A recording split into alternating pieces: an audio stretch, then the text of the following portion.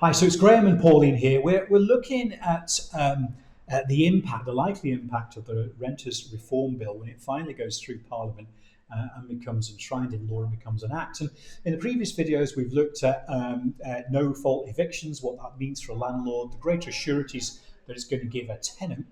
But we're going to look at one of the other sort of headline grabbers here, which is that a landlord is going to lose the opportunity to choose the tenant that they want to come and rent.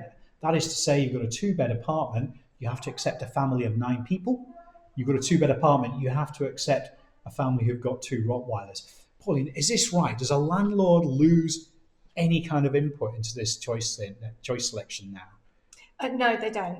They will have the right to look at who's applying for their property, and they'd also still get the right to consider, what fits in with their property. Mm-hmm. So in the instance of a flat, if there's a head lease that says they can't have pets, they can't have pets, and it doesn't matter if it's a tenant or a landlord, they're still not allowed pets. And what if there isn't in the head lease? What if it's just like the landlord would prefer the applicant not to have a pet?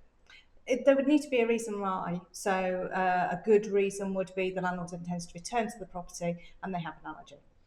And what if the landlord does accept a pet? Is there anything they can do? Because obviously the house is going to come back probably in need of a bigger clean than it would have done if it was just a young professional couple. Is there anything they can do?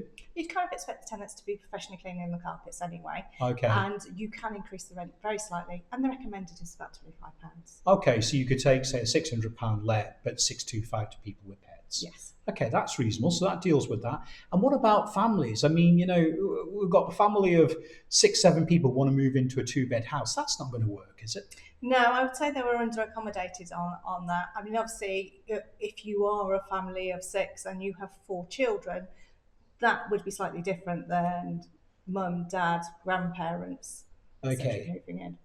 So we don't have to have unsuitable lets being agreed to as a result of this act. We can still make sure we're matching the right properties with the right families and the right landlords. Absolutely. And we tend to get an average of 3 to 4 applications for every property we have here. Uh-huh. So all 4 are put forward to the landlord, and the landlord makes an informed choice. Okay.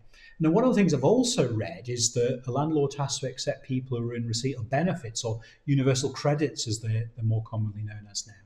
That has been in for a long time, that you must consider everybody who has universal credits. We particularly ask for a guarantor. But it is something that you should be looking at and should be considering, because it does cover a wide range of things. So a mum with a child divorcing may be in receipt of universal credits. Doesn't mean that she's not employed, it just means that she gets some benefits. Yeah. So individual cases. Okay, so it's really just make sure we've got the right tenant. We wouldn't want to let that background of where the cash is coming from make any prejudgments on whether we should let to that person or not. Absolutely not. It's all about getting good tenants for good landlords. Okay, so there we go. That's the bit there covering pets and covering, do I have to accept large families and do I have to accept people with universal credits? It's in the Act, it's a headline in the Act, but really it's not a substantive change. And if you're using a good management agent, they'll be able to readily explain that to you. The next video and final video we're going to do is the news that a landlord has to register, and a landlord will be coerced and absolutely compelled to join an independent ombudsman scheme. We'll be looking at that shortly.